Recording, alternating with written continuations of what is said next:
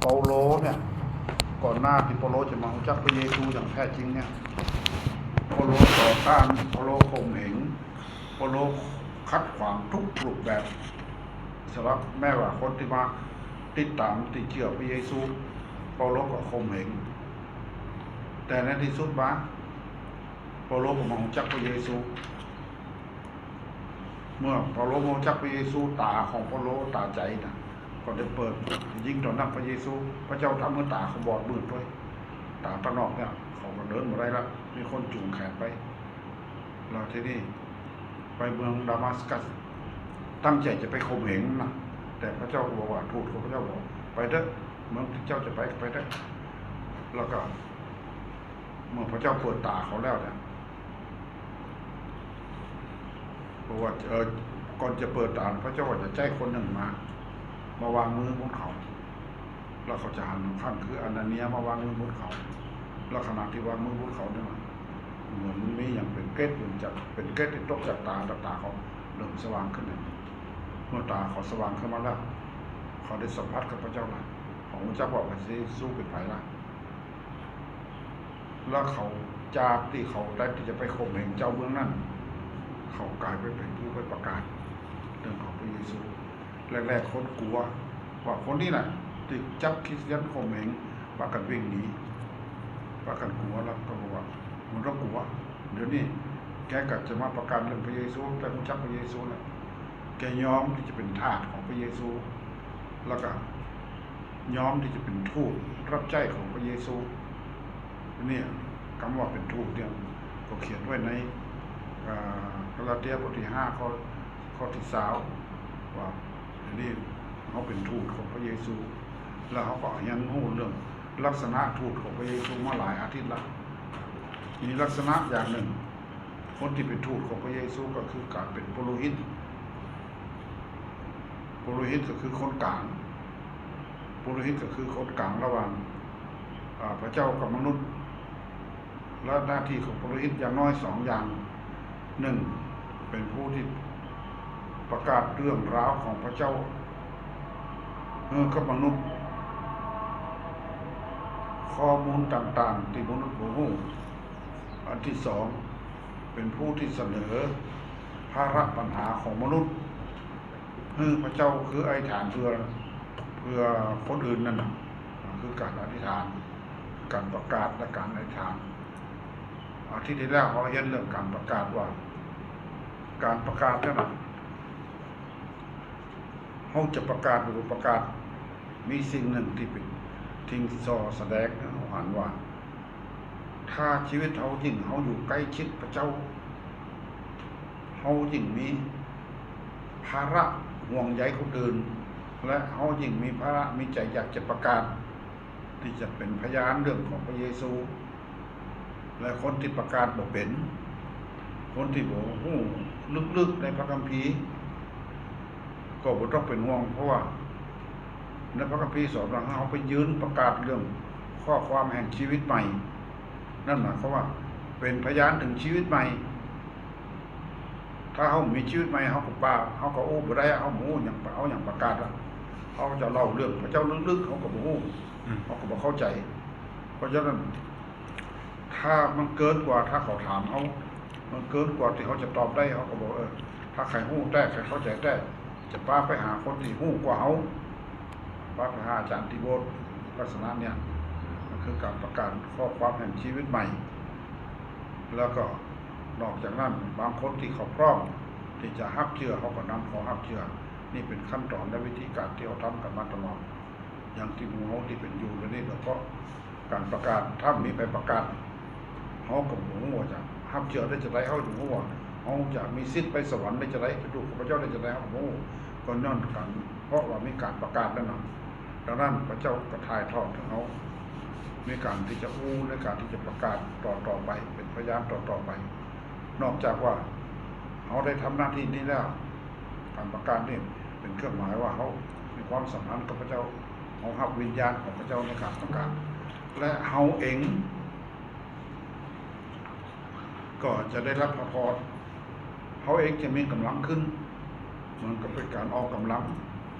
เพราะเขาเรียนรู้ไป บางครั้งอาจจะมีการพลาดเผลอมีข้อบกพร่องผิดพลาดอะไรอย่างก็แล้วแต่เขาก็บ่ต้องท้อใจในจุดนั้นเป็นการเฮียนหู้ที่จะมีการประกาศที่สมบูรณ์นักยิ่งขึ้นและเอาก็ยิ่งเขาประกาศเขาไปเอามีกำลังในพระเจ้านักขึ้นนั่นก็เป็นสิ่งที่เป็นพระพรมาถึงเขาแต่สุดท้ายมาที่เขาประกาศผลที่เขาได้รับก็คือพระเจ้าก็อวยพรเขาในโลกนี้และแน่ๆก็คือว่าก็เป็นบำเหน็จสำหรับชีวิตเขาในเมืองสวรรค์แม้ว่าเขาบ่ได้นำคนใดคนหนึ่งรับเกี่ยวพระเจ้าโดยตรงแต่ว่าโอกาสที่เขาได้ประกาศเขาเป็นพยานหรืออะไรอย่างก็แล้วแต่เป็นสื่อทำให้คนใดคนหนึ่งมารับเชื่อในพระเจ้าและวันสุดท้ายเขาตายเพื่อเขาไปสวรรค์ในเมืองสวรรค์เนี่ยพระเจ้าคิดบัญชีแล้วก็เขาเองก็ได้รับบำเหน็จร่วมกันกับผู้ที่นำการประกาศนั้นผมอ่านหนังสือเล่มหนึ่งมีคนที่ไปตามข้างถนนไปแจกไปปิวที่ไหนก็แจกไปทั่วละแล้วก็ไปปะใส่หมู่ที่เก็บขยะเก็บของเก่าขายแล้วกันกระดานใส่กระดาษเสร็จแล้วแกก็แจกคือคนเนี้ยเอาใบปิวนี่แจกคนนี้คนที่เก็บขยะเนี่ยปรากฏว่าคนนั้นอ่านแล้วห้ามเชื่อพระเจ้าอ่านแล้วห้ามเชื่อพระเจ้าแล้วเขาก็ไปหาหมู่เดียวกันหมู่ที่ขยะเก็บขยะเก็บของเก่านี่เหมือนกันก็ปรากฏว่าหมู่เดียวกันพากันมาหาพระเจ้าในลักษณะนี้เมื่อก่อนผมอยู่กรุงเทพมีคริสตจักรแห่งหนึ่งผมไปเยี่ยมกลุ่มเซลล์ของเขาในเวลากลางคืนเนี่ยกลุ่มเก็บขยะกับมีกลุ่มหนึ่งเขามาหากันร่วมกันเป็นกลุ่มแล้วก็คนแห่งระดับหนึ่งพวกข้าราชการพวกนักธุรกิจเขาก็มีของเขาแล้วมูลนิธิเขาก็มีของเขาและในวันสุดท้ายหนังสือนั่นที่ผมอ่านคนเนี่ยคนที่แจกไปปิวไปป้าเพื่อนหมู่ที่เก็บขยะเนี่ยมาครับเจือเนี่ยคนนี้ได้รับบำเหน็จนักยิ่งกว่าคนที่เขียนหนังสือเล่มนี้ด้วยซ้ำไปเพราะนี่เขาเขียนหนังสือมาได้แล้วเขาก็บ่ได้ประกาศนักต่อไหนแต่คนนั้นประกาศแนะนำมีคนมานำครับเกี่ยวกับเจ้านักเนี่ยติเปาโลบอกในวันสุดท้ายนะท่านเหล่านั้นคือติเปาโลนำครับเชื่อคือมงกุฎของข้าพเจ้ามงกุฎแห่งสง่าราศีมงกุฎที่ผมจักร่วงโรยคนเหล่านั้นคือมงกุฎและเป็นบำเหน็จของเปาโลและที่นี่ถ้าหมู่เฮาเนี่ยแม้ว่าเขาบ่ได้นำเชื่อโดยตรงแต่ว่าเขามีส่วนมีส่วนแจกใบปิวมีส่วนถวายเงินสำหรับช่วยเหลือทั้งนั้นมีส่วนในด้านแก้ของการประกาศเขาก็รับบำเหน็จด้วยกันเขาก็รับบำเหน็จกับคนที่ประกาศคนอื่นๆเพราะฉะนั้นมันก็เป็นพระพรมาถึงเขานี่จึงหนุนใจนะครับเขาก็ทำหน้าที่ของปุโรหิตของเขาก็ได้ทีนี้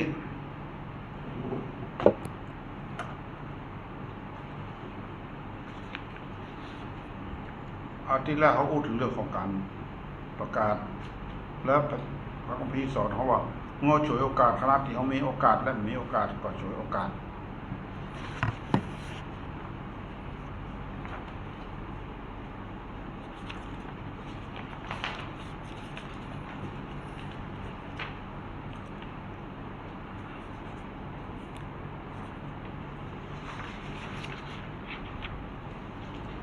พี่น้องขอภาพน้อยๆ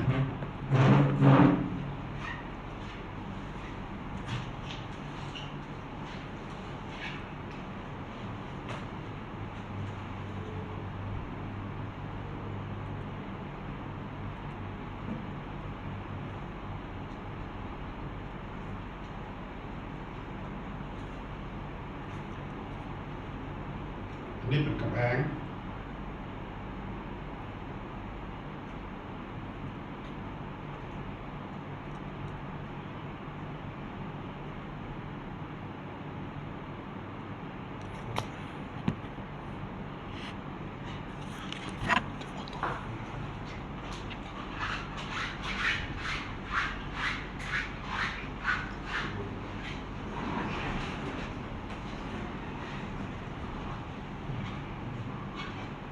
กำแพง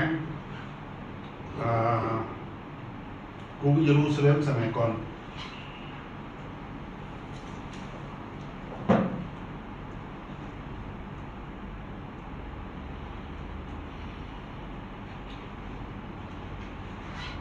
กำแพงนี่ป้องกันมือค่าศึกศัตรูเข้าไปในกำแพงก็จะไปทำลายเมืองแล้วนี่กำแพงเนี่ยถูกทำลายลงแล้วก็มันก็มีช่องโหว่เนี่ยแล้วพระเจ้าแสวงหาคนที่จะมายืนอยู่ในช่องโหว่นี้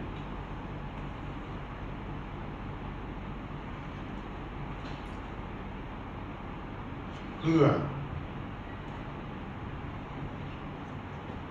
จะมาเชื่อมช่องโหว่ในปิดประตูเพื่อฝ่ายตรงข้ามเข้าไปในเมืองได้โดยฝ่ายตรงข้ามเข้าไปในเมืองได้แสวงหาคนที่มายืนในช่องโหว่แล้วที่เราจะเปิดพระคัมภีร์อ่านเรื่องของช่องโหว่นั่นครับ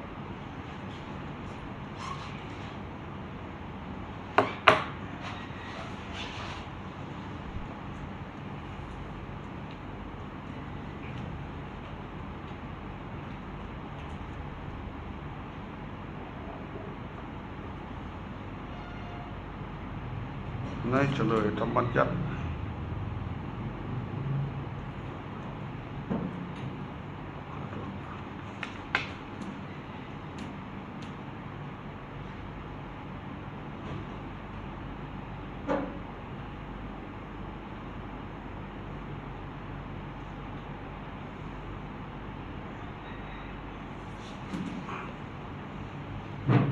ก็รบจำพระพิธนั้นมันไม่ได้เฉลยธรรมบัญญัติเพราะว่าจะจำอยู่ในฉบับเดิม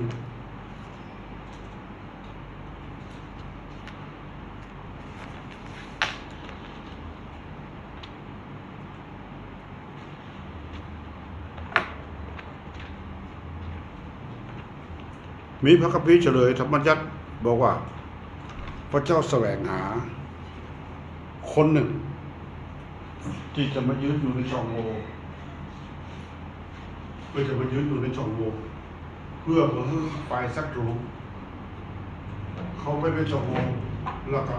เข้าไปในเมืองได้เพราะฉะนั้นคนที่ยืนอยู่ช่องโหว่เนี่ยคือเป็นยามเป็นทหารที่เข้มแข็งที่จะป้องกันของฝ่ายศัตรูเข้ามาแล้วพระคัมภีร์ตัวนั้นบอกว่าหาไปได้สักคนเดียวมึงมีไผในเวลานั้นมึงมีไผที่จะยืนอยู่ในช่องโหว่นี้และก็ในสุดมาฝ่ายศัตรูก็เข้าไปในช่องโหว่แล้วเข้าไปถึงในเมืองได้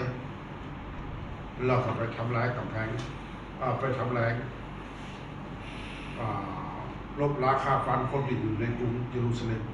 ในสุดกรุงเยรูซาเล็มก็ต้องพังทลายลงและคนที่อยู่ในกำแพงถูกกวาดไปเป็นเฉลยที่บาบิโลนเป็นทาสอยู่ที่บาบิโลนเป็นเวลาถึง70 ปีและทีนี้เขาจะมาย่างรู้ถึงเรื่องเกี่ยวข้องกับเขาจะไรเหมือนนี้นะครับที่เกี่ยวข้องกับเขาก็คือว่าช่องโหว่ภาพหันภาพนึงก็เป็นเอกเป็นช่องโหว่ระหว่างพระเจ้าอยู่ในบนสวรรค์แล้วก็ได้แผ่นดินโลกแล้วมันมีช่องว่างระหว่างพระเจ้ากับมนุษย์และพระเจ้าต้องการที่จะให้มนุษย์เขาเนี่ยยืนอยู่ในช่องโหว่อยู่ในช่องเนี่ยเพื่อจะประสานงานระหว่างข้อมูลของพระเจ้าเรื่องราวของพระเจ้าลงมายังมนุษย์ทั้งหลายและเพื่อจะนำเอาปัญหาของมนุษย์ที่มีอยู่ขึ้นเสนอต่อพระเจ้าในคำอธิษฐานนี่คือการประกาศที่เราเห็นไปเขาแล้วว่าพระเจ้าเป็นไผพระเจ้าเป็นจะได เพื่อจะประกาศมวลมนุษย์ทั้งหลาย และมวลมนุษย์ทั้งหลายเรานี่มีปัญหาอะไรอย่างเขาจะได้เสนอตัวพระเจ้านะครับ และทีนี้มีสองด้านข้อเสนอของเขาที่เขาเห็นอันนี้ประกาศเราเห็นที่แล้วละอันนี้ข้อเสนอที่เขาจะเสนอต่อพระเจ้านี่มีสองอย่างหนึ่งภายในเขาเสนอภายในอย่างที่เขาอาจารย์ภายในก่อนในคริสตจักรของเขาสองภายนอกภายในนั่นหมายความว่าเขาเอาเปิดพระคัมภีร์ใน1 ซามูเอลบทที่12ข้อ23 1 ซามูเอล 12-231 ซา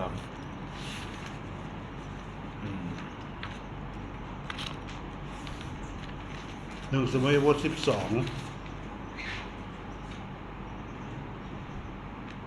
ข้อ23คนเดียว เอาข้อเดียวอ่านเลย ยิ่งกว่านั้นส่วนข้าพเจ้าขออย่าให้มีวี่แววที่ข้าพเจ้าจะกระทำบาปต่อพระเจ้า ด้วยการหยุดการอธิษฐานเผื่อท่านทั้งหลาย แต่ข้าพเจ้าจะแนะนำทางที่ดีและถูกให้ท่าน อันนี้เป็นกรรมของซามูเอลเป็นคนที่พระเจ้าเรียกซามูเอลตั้งแต่เป็นละอ่อนน้อยแล้วเขามาเป็นผู้เผยพระวจนะและ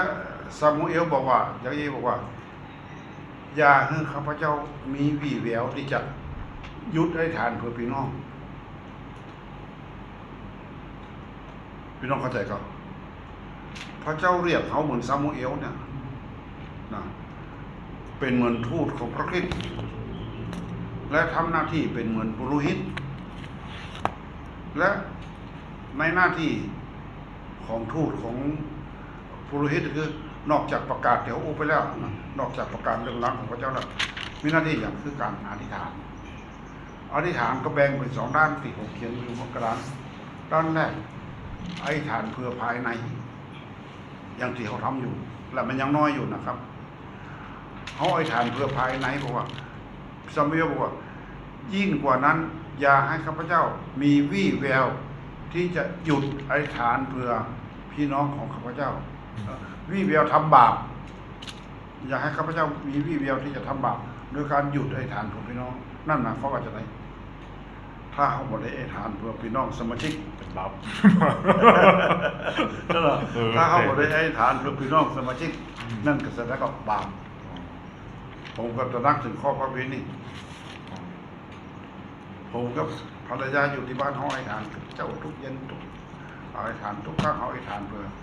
ยกจื่อหมู่เขาเราที่จะยกได้เราที่จำได้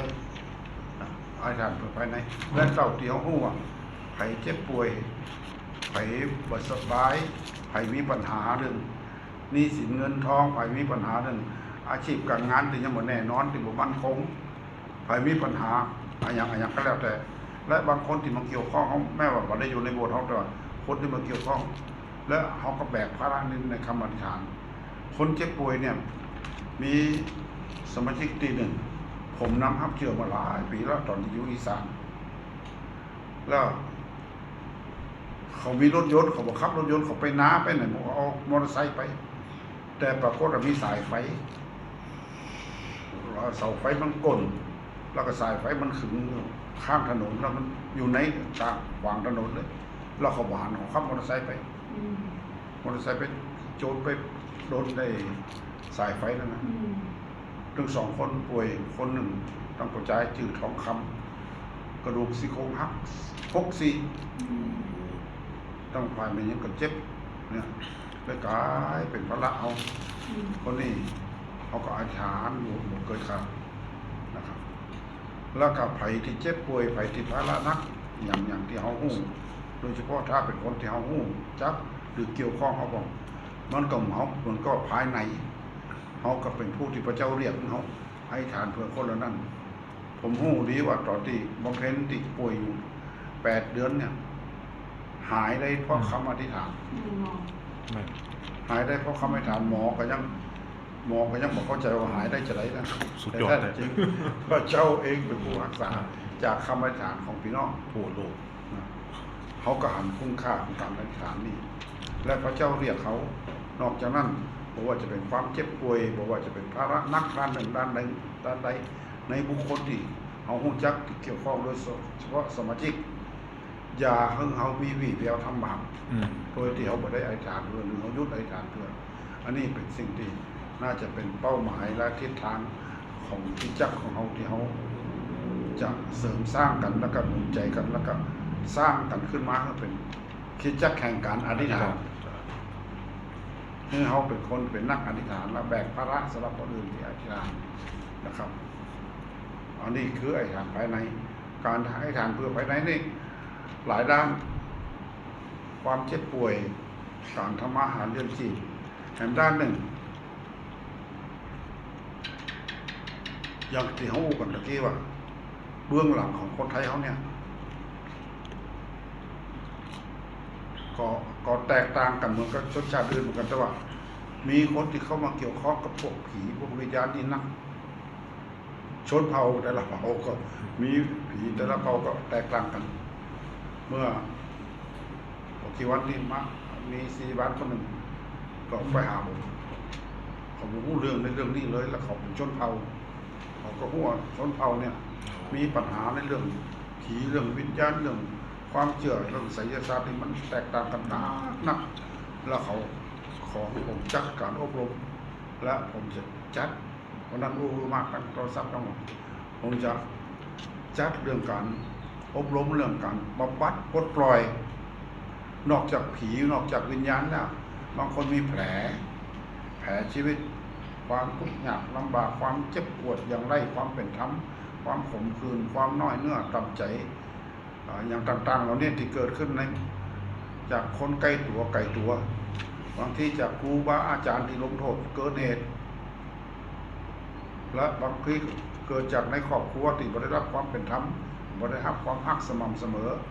พ่อแม่แสดงทรัพย์สมบัติหมู่เต่ากันเหมือนกันหรือคู่กันแกล้งจากเพื่อนฝูงจนเกินเหตุต่างๆนี่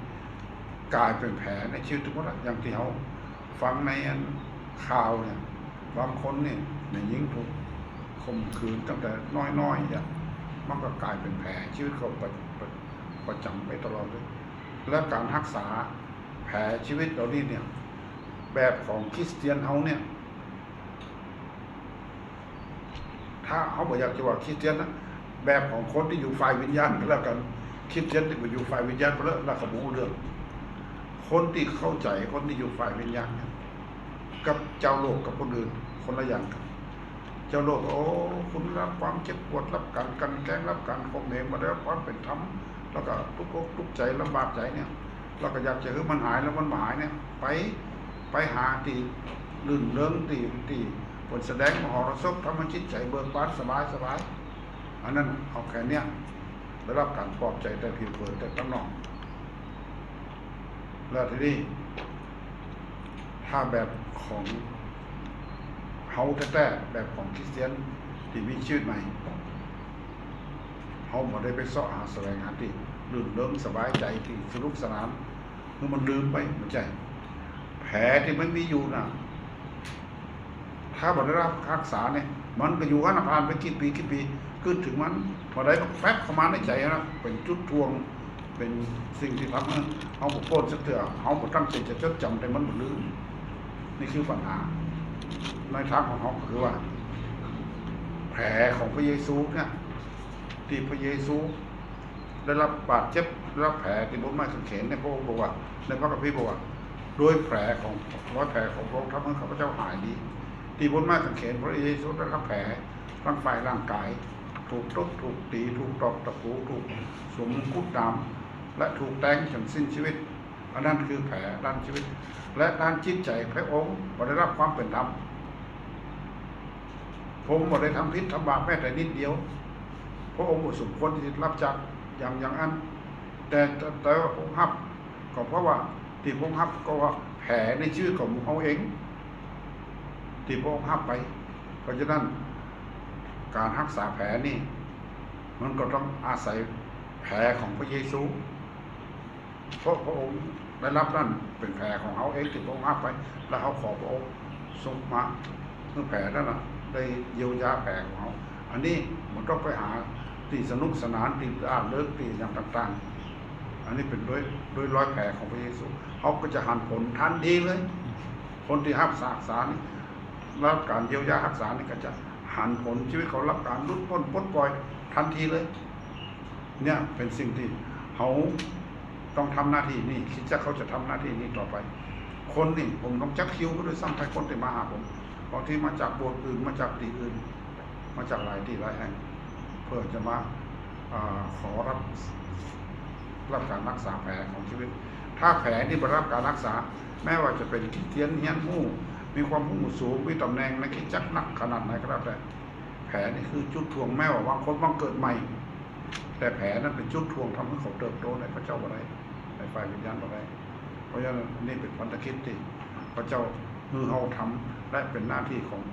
ปุโรหิตผมทำหน้าที่ปุโรหิตเนี่ยมีคิดจักใกล้ๆนะสองอย่างเนี่ยเขาสนใจเขาอยากจะพูดขนาดเลยสิเจริญมาหาสิเจริญมาหาเขาถามว่าเวลาเขาเทศนาอยู่เขาสอนอยู่เนี่ยผีเข้าคนในโบสถ์เขาจะย่าจะไรเขาจะขับผีนะฮะก็เขาจะย่าจะไรเขาก็บอกเคยพูดเรื่องว่าจะย่าจะไรบอกได้เขาขับในหันเป้าหมายทิศทางที่เขาคนนำสมาชิกส่วนใหญ่ที่จะฟังถ้อยคำของพระเจ้ามันก็ยุดชะงักมันก็เปลี่ยนเบสเสียบรรยากาศไปหมดมันเป็นเหมือนจะบรรยากาศขับผีมีคนป้าออกไปข้างนอกก่อนพอเสร็จแล้วเขาก่อนจัดการเป็นส่วนตัวเอาส่วนตัวเขาสนใจแล้วกับผู้นำที่จักของเขานะมาขอจักอบรมแล้วกันเรื่องกันบังเกิดใหม่ด้วยผมพูดเรื่องเลยอะตัวเขาอาจจะบังเกิดใหม่หรือบังเกิดใหม่ผมโง่ผมยันจบกิจธรรมมาละแล้วก็เป็นกำลังจะมาเป็นซีบ้านตีโบสถ์อยู่ใกล้บ้านแล้วสลับเขาบอกว่าสมาชิกบอกเรื่องนี้เรื่องชีวิตใหม่ของเกิดใหม่แล้วเขาก็สอนหมดเป็นนะ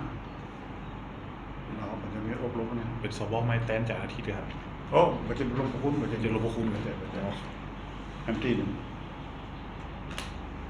นี่เขาต้องทำหน้าที่เป็นปุโรหิตถ้าในโบสถ์มีคนที่มาได้บังเกิดใหม่เขาจะต้องสังเกตสังกาเขาจะต้องรู้จักทุกคนในโบสถ์ในสมาชิกที่จะต้องบังเกิดใหม่หมดคนมาหาเขาเนี่ยต้องบังเกิดใหม่หมดแม้ว่าเป็นอา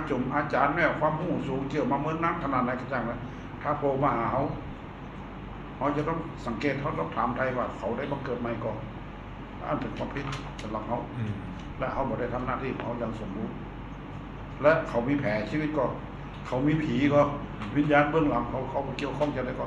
เขาทำหน้าที่นี่คือภายในเขาที่พระเจ้าของเขายืนอยู่ในช่องโหว่ระหว่างสมาชิกกับพระเจ้าและหู้ไปมีปัญหาด้านใดเขาจะใช้เวลาอายทานเพื่อเขาจนกว่าทุกอย่างจะสำเร็จจนกว่าทุกอย่างจะสำเร็จทุกอย่างทุกด้านแล้วก็อันนี้เป็นหน้าที่ของปุโรหิตแล้วก็นอกจากปัญหาที่ว่ามาแล้วกับปัญหาที่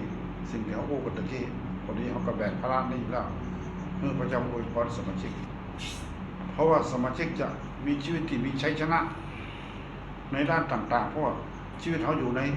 ข้างกลางศัตรูอยู่รอบด้านเขาศัตรูของคริสเตียนไม่อย่างของโลกเนื้อหนังมารซาตานโลกเนื้อหนังและมารซาตานสิ่งยั่วยวนทั้งโลกไฟโลกมันไม่นักความปรารถนาของเนื้อหนังที่จะกลับไปตั้งเก่าตั้งเดิมมีหลายอย่างแล้วก็มารซาตานมันร่วมมือกัน3เหล่ากองทัพมือเนี่ยนะ3เหล่ากองทัพมือคือโลกีนะโลกียวิสัยโลกแล้วก็เนื้อหนังความอยากความใคร่ชีวิตเก่าในเนื้อหนังของเขากิเลสตัณหาอบายมุขของเขาชีวิตเก่านั่นคือเนื้อหนังและมารซาตานมันก็ใช้อำนาจของโลกอำนาจของฝ่ายเนื้อหนังเนี่ยเป็นเครื่องมือของมันที่จะทำลายคริสตจักร ที่จะทำร้ายคนคนนั้นแล้วที่นี่เฮาทั้งหลายอยู่ในสงครามและเมื่อเฮาทั้งหลายคนทั้งหลายอยู่ในสงครามเนี่ยเฮาที่เป็นคนของพระเจ้าที่เป็นทูตของพระคริสต์และเป็นปุโรหิตของพระองค์เฮามีหน้าที่ในการที่จะอธิษฐานเพื่อสมาชิกเพื่อเขาจะดำเนินชีวิตอย่างมีชัยชนะเพื่อเขาจะดำเนินชีวิตอย่างมีชัยชนะหนังสือเอเฟซัสบทที่1เนี่ยผมได้เขียนไว้ตอนนึงว่าในโครงเรื่องเทศนาเนี่ยบอกว่าชัยชนะของคริสเตียนเนี่ยเขาจะมีชัยชนะได้จากนอกจากตัวของคนนั้นเบิ่งพระเจ้าแล้วอธิษฐานกับพระเจ้าแล้วหรือมีความสัมพันธ์ที่ดีกับพระเจ้าแล้วก็มาจากคำอธิษฐานของคนอื่นๆที่อธิษฐานเพื่อแท้จริงที่เขาทั้งหลายอยู่ไรนี่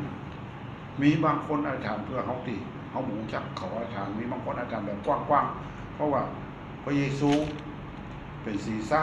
ทุกคนที่เชื่อในพระเจ้าบังเกิดใหม่แล้วพระองค์ถือว่าเป็นร่างกายเป็นพระกายและมูพระกายเราเนี่ยมูที่เป็นพระกายอาจจะอยู่ประเทศอื่นนู่นเขาอธิษฐานเพื่อคริสเตียนทุกวันนี้ผมก็อธิษฐานเนี่ยอธิษฐานเพื่อลูกของพระองค์อธิษฐานเพื่อคริสเตียนทั่วไปด้วยแม้ว่าเขาบ่ได้ชื่อออกน้ำไปแต่ขอพระเจ้าช่วยเขาที่จะให้เขามีชัยชนะนี่คือชัยชนะของคริสเตียนนอกจากตัวของเขานั่นที่เขาต้องต่อสู้ด้วยตัวของเขาที่เขาเปิดพระเจ้าแล้วคำอธิษฐานของคนอื่นก็จะช่วยมีส่วนช่วยให้เขามีชัยชนะและเขาจะทำหน้าที่ดีของเขาด้วยในการอธิษฐานเพื่อคนอื่นจริงเขาอธิษฐานเพื่อคนอื่นเขาก็มีกำลังขึ้นในพระเจ้ามักจะมีคนถามผมเนี่ยว่าเขาจะรักษาไฟในชีวิตของเขาเนี่ยคนที่ได้รับไฟของพระเจ้าแล้วได้รับฤทธิ์เดชของพระเจ้าแล้วรับไฟของพระเจ้าแล้วเขาจะรักษาไฟที่ได้จากไหนการที่เขาแบกภาระการที่เขาใช้เวลาอธิษฐานเพื่อนอกจากตัวเองแล้วไอ้การอธิษฐานเพื่อผู้อื่นก็ช่วยเขาไฟลุกอยู่ในชีวิตเขาอยู่ตลอดช่วยเขามีกำลังในพระเจ้าไฟของพระเจ้าจะลุกอยู่ในชีวิตเขาตลอดจะเป็นความปิติยินดีอยู่ในชีวิตเขาตลอดและเมื่อเขาอธิษฐานแล้วจริงๆเขาอ่านคำตอบจริงอย่างเขามีกำลังอย่างที่แรกผมอ้างถึงสื่อ3ย้อนเนาะไม่มีอะไรที่ทำให้ข้าพเจ้าปิติยินดีมากยิ่งกว่านี้คือเมื่อบุตรของทั้งหลายของข้าพเจ้าดำเนินชีวิตอย่างคงเส้นคงวาหรือดำเนินชีวิตตามสัจธรรมคนนี้ได้ตัวอย่างคนนี้แล้วนะคุณป้อมที่เขาฮับเชื่อมาหลายปีแล้วเขาหายไปจากเขาหายไปจากเขาเพราะว่าเขาไปหาลูกหาหลานไปอยู่ที่อื่นๆนะหลายที่แต่พวกเขาอ่ะเขาไปบนนี่ข้างหนึ่งช่วงที่เถาวังงุ่มเนี่ยที่ต้นตะเคียนปู่แต่นั่นน่ะไม่คิดจักหนึ่งอยู่ที่นั่นเถาวังงุ่มใหม่เองเขาเคยไปที่นั่นแล้วคงจะไปหลายตีแต่สุดว่าเขาพิกว่าเขาผมดีใจเป็นที่สุดเลยสุดว่าเขาพิกมาเขาผมก็เคยเห็นพี่คนนี้มาที่นี่นะโอ้เมื่อก่อนเขาอยู่บ้านใหม่พุ่นรับเปิดมาประจำตอนที่เป็นเชื่อพระเจ้าตอนนั้นใจบ้านผมเป็นที่นมัสการแล้วก็ภายหลังมาเขาก็ได้ห้องแถวที่บ้านใหม่และช่วงนั้นเขาติดตามอยู่กับเขาตลอดแล้วภายหลังมาก็เขาก็ไปก็ลูกหลานก็กระจัดกระจายอยู่หลายที่แล้วเขาก็ไปหาลูกหาหลานไปที่อื่นเขาแม้ว่าเขากลับมาจังหายบางครั้งเขาก็ไปโบสถ์อื่นบางโบสถ์ทีนี้เขากลับมาอยู่กับเขาแล้วขอบคุณพระเจ้าดีใจกันนะแล้วเกิดลูกไฟวิญญาณด้วยแล้วก็เกิดลูกไฟวิญญาณเขาปลาคนทับเชื่อหรอปลามาที่นี่ด้วยพระเจ้ามากแล้วเขากำลังเติบโตอยู่นี่แหละครับก็คือคำอธิษฐานและเขาทำหน้าที่ของเขาเป็นปุโรหิตของพระเจ้าเป็นคนที่ยืนอยู่ในช่องโหว่ยืนอยู่ตรงกลางที่จะทำให้คนที่ขาดบางอย่างที่คนจะได้คนจะนี้คนจะเป็น ขาดไปเขาทำหน้าที่เป็นปุโรหิตที่จะอธิษฐานเพื่อคนเหล่านั้นเพื่อเขาจะได้ครบบริบูรณ์พระเยซูบอกว่าเรามาเพื่อท่านทั้งหลายจะได้ชีวิตและได้อย่างครบบริบูรณ์นี่คือหน้าที่ของเขานะครับ อันนี้อธิษฐานเพื่อภายในปุโรหิตอธิษฐานสองอย่างหนึ่งอธิษฐานเพื่อภายในที่เขาว่าแล้วภายในคือสมาชิกที่อยู่ในคริสตจักรนะสมาชิกที่อยู่ในคริสตจักรมีหรือที่เป็นคริสเตียนแล้วมันเกิดใหม่แล้วมีปัญหามีภาระหนักมันหนึ่งอะไรเขาเสนอต่อพระเจ้า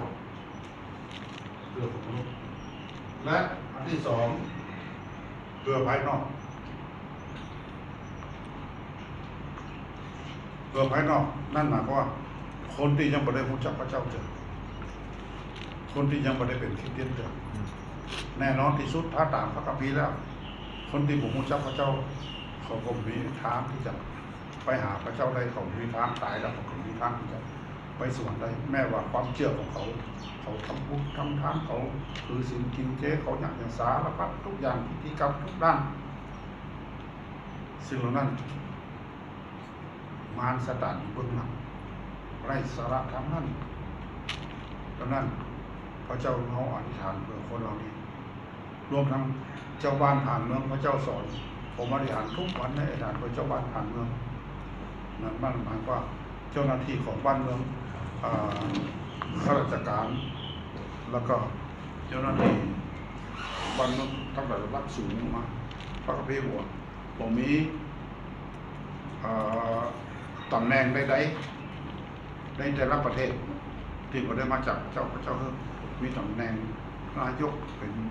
ผู้ว่าเป็นนายอำเภอเป็นท้องถิ่นต่างๆเนี่ยก็เพื่อจะปกครองบ้านเมืองเพื่ออยู่อย่างร่มเย็นเป็นสุขและเป็นไปตามทำนองของธรรมดังนั้นตำแหน่งต่างๆพระเจ้าของกำหนดแต่ว่าจะได้คนทั้งหลายอยู่ในตำแหน่งเหล่านี้ตามที่คนจะเป็นก่อนนั่นเป็นเรื่องหนึ่งเขาจะต้องอธิษฐานมันจะต้องอธิษฐานผมสัมผัสได้อยู่ครั้งหนึ่งช่วงหนึ่งที่มีปัญหาที่ปัญหาเกี่ยวกับการคัดแยกในบ้านเมืองก่อนที่จะมีการปฏิวัติของพลเอกประยุทธ์นั่นนะกปปสนั่นนะ ช่วงของที่ฐานคิดจักของที่ฐานขนาดช่วงนั้นกปปสที่สุเทพเนาะสุเทพเป็นแก่นดำนะเพราะบ้านเมืองเราจะลุกเป็นไฟอยู่แล้วแล้วเขาอธิษฐานผมเหมือนกับว่าสัมผัสได้ว่าในสุดมีการพลิกสถานการณ์มีการเปลี่ยนแปลงสงบลงได้เราพลเอกประยุทธ์เข้ามายึดอำนาจทำให้สงบผมว่ากำลังไฟจะลุกเป็นไฟนั่นมันจะมีปัญหาไงล่ะพระเจ้าฟังคำอธิษฐานของเราและมันจะอดอาหารที่ฐานบ้านลุ้มกันก็ช่วงแล้วก็มีทั่วไปคนที่เป็นคริสเตียนที่หู้เรื่องในเรื่องนี้หู้เรื่องของพระคัมภีร์นั่นเนี่ยว่าเขามีหน้าที่อธิษฐานเพื่อเจ้าบ้านผ่านเมืองคนที่อธิษฐานนี่มีหลายมีนะคริสเตียนที่อธิษฐานที่มีนะพระเจ้าฟังคำอธิษฐานและพระเจ้าเวลานี้ผมเป็นนักอธิษฐานเพื่อที่ว่าวันเมืองกันห้องทุกวันแล้วนะวันสองวันที่ผมได้พอข่าวในคลิปในมือถือเราจะห้องสมัยว่าเรื่องวันที่13 เดือนหน้านี้จะหูวันที่13 มิถุนาจะหูว่าจะมีอะไรเกิดขึ้นจะมีการพลิกสถานการณ์ที่ยิ่งใหญ่เลยล่ะเดี๋ยวรอดูแล้วจะได้รุ่นกันแล้วก็โอ้โหอุ่นกันขนาดนั้นนะเจ้าหน้าที่บ้านเมืองนะอุ่นกันขนาดนั้นแล้วกันก็คอยพอวันที่13 มิถุนายนเนี่ยก็ศาลจะดำเนินการจะได้ต่อไปเกี่ยวกับเรื่องที่ของชาลาก็สร้างมาเป็น10 กว่าปี20 กว่าปีมาแล้วเนี่ยเป็นเรื่องใหญ่ของบ้านเมืองเราอ่ะแล้วผมมาถามว่าเขาบอกไปทิศไปทูกเขาข้างฝ่ายไหนก็เขาเป็นคนของพระเจ้าผมว่าขอพระเจ้าแสกแสงขอพระเจ้าแสกแสงค ควรจะเป็นจะได้ให้เจ้าหน้าที่ให้ศาลตัดสินอย่างถูกต้องตามทางของพระเจ้าตามทางของพระเจ้าความขัดแย้งอย่างรุนแรงกำลังเกิดขึ้นอยู่ในนักการเมืองไทยเราขอพระเจ้าแทรกแซงเขามีหน้าที่เป็นปุโรหิตเสนอปัญหาขอพระเจ้าช่วยนอกจากประเทศชาติบ้านเมืองเขาแล้วพระเจ้าหวังให้เขาให้ฐานเพื่อไปเพื่อชนชาติของพระเจ้าผู้ก็ไปเป็นชนชาติของพระเจ้าชนชาติอย่าง สไลโอ ชนชาติอิสราเอลพระคัมภีร์บอกว่าถ้าไผ่อวยพรชนชาติของพระเจ้าคืออิสราเอลพระเจ้าจะอวยพรคนนั้นถ้าไผ่แจ้งทราบคนของพระเจ้าประเทศของพระเจ้าคนนั้นรับคำแจ้งทราบเพราะฉะนั้นสงครามที่เกิดขึ้นที่ภาคตะวันออกกลางเขาหู้อยู่แล้วไผ่จะเป็นฝ่ายที่มีชัยชนะรับประสบความสำเร็จรับพระพรของพระเจ้าและไผ่ฝ่ายไหนที่จะรับวิบัติความพินาศในสุดสงครามนี้จะนักขึ้นก่อผลนักขึ้นและพระคัมภีร์บันทึกแล้วว่าพระเจ้าอยู่ฝ่ายอิสราเอลและถ้าฝ่ายอยู่ฝ่ายอิสราเอลอยู่ฝ่ายพระเจ้าอธิษฐานเพื่ออิสราเอลพระเจ้าจะอวยพรคนนั้นถ้าเขาอยากจะรับพระพรเฮียนหูในการที่อธิษฐานผมบ่ลืมอธิษฐานทุกครั้งทุกวันอธิษฐานเป็นอิสราเอลนั่นแหละแล้วพระเจ้าจะอวยพรเราชีวิตของเราถ้าเขาอวยพรคนที่พระเจ้าอวยพรคนนั้นจะได้รับพระพรถ้าไปต่อต้านคัดขวางต่อสู้กับชนชาติของพระเจ้าก็เหมือนกับต่อสู้พระเจ้าและอิสราเอลมีสงครามมากี่ครั้งกี่หนทุกครั้งอิสราเอลมีชัยชนะแม้แต่ประชากรน้อยเดียวและชนชาติอื่นรุมที่ชาติก็มีทางชนะได้เพราะว่าพระเจ้าอยู่ท่ามกลางชนชาติอิสราเอลพระเจ้าเพิ่มความรู้มีสติปัญญาในการวินิจฉัยในการตัดสินใจทุกอย่างครับนี่คือสิ่งที่พระเจ้าของเขาทำหน้าที่เป็นปุโรหิตของพระเจ้าอาจจะเป็นเรื่องบางคนที่ผมเคยอธิษฐานเรื่องนี้อาจจะเป็นเรื่องไกลตัวแต่พอเขาอธิษฐานเข้ามาแล้วห้ามเข้ามาในชีวิตเขาแล้วจะกลายเป็นชีวิตเขาละกลายเป็นชีวิตกลายเป็นความยินดีของเขากลายเป็นสิ่งที่พระเจ้าอวยพรเขาทำเขาใกล้ชิดกับพระเจ้านักขึ้นตะกี้ที่ผมอ่านถึงว่ามักจะมีคนถามว่าไฟของพระเจ้าที่เขาได้รับแล้วเขาจะรักษาได้จะไหนผมเคยเทศนาในกระดานวิถีเลวินิติบอกว่าอย่าให้ไฟดับเป็นอันขาดคันปฏิอย่าให้ไฟดับเป็นอันขาดแล้วก็อู้ถึงเครื่องเผาบูชา